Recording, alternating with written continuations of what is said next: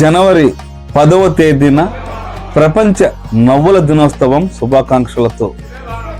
నవ్వటం ఓ భోగం, నవ్వించటం ఓ యోగం, నవ్వలేకపోవటం ఓ రోగం అనే సూక్తి ప్రతి వ్యక్తి హృదయాన్ని తాగుతుంది. చిరునవ్వు ఎంతటి కఠినమైన మనసునైనా కరిగిస్తుంది.